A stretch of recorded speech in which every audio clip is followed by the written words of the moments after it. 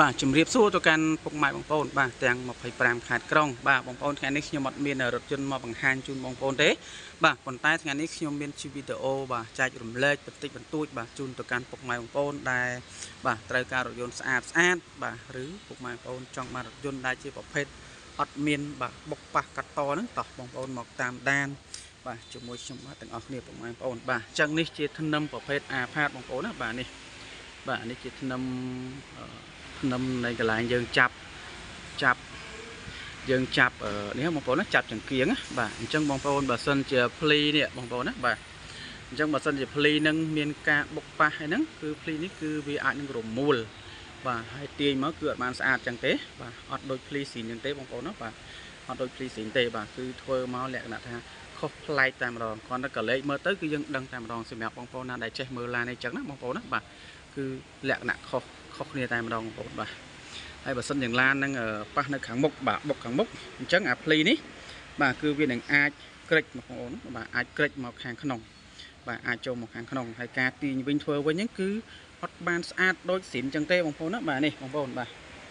អត់បានស្អាតដូចស៊ីនអញ្ចឹងទេបងប្អូនបាទអានេះជាចំណុចតិចតួចដែលបងប្អូនត្រូវការមើលបាទដែលបងប្អូនត្រូវចំណាំរាល់ពេលដែលបងប្អូនទិញឡានចង់បានប្រភេទឡានស្អាតអញ្ចឹងបងប្អូនមកតាមដានបាទវីដេអូខ្ញុំបាទទាំងអស់គ្នាផងដែរពុកម៉ែបងប្អូនណាបាទហើយសម្រាប់ធ្នឹមបាទធ្នឹមមកខាងមុខនេះធ្នឹមប្តីខាងមុខនេះ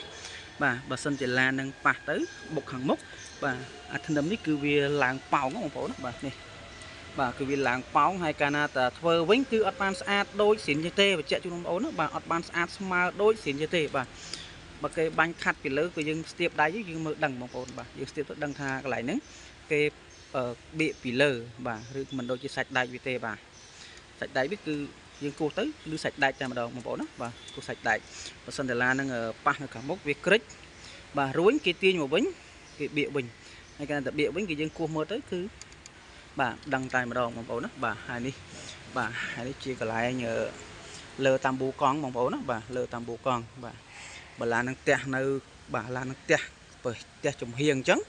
បាទភ្លីអស់នេះគឺអត់បានស្អាតទេបងប្អូនបាទនេះវានឹងរបើកអាភ្នែកនេះបាទរបើកអាមិននេះបាទនេះភ្នែកត្រីហ្នឹងបាទគឺរបើកមកតែម្ដងហើយគេអុចថ្មីក៏យើងមើលដឹងដែរបាទសម្រាប់បងប្អូនដែលគាត់ចេះមើលឡានមើលអីគាត់មើលដឹងបងប្អូនណាបាទអញ្ចឹងបងប្អូនដែលចង់ដឹងចំណុចអស់នេះបងប្អូនអាចទស្សនាវីដេអូខ្ញុំបាទទាំងអស់គ្នាពុកម៉ែបងប្អូនណាបាទនេះបងប្អូនបាទយើងមើលចំណុចនេះមកបាទនេះចង់ដឹងថាឡាននឹងប៉ះឬក៏អត់យើងមើលចំណុចអស់ហ្នឹងបងប្អូនណាបាទមើលចំណុចអស់ហ្នឹងបាទហើយនេះផ្នែកខាងបាទផ្នែកខាងតកង់វិញម្ដងបាទ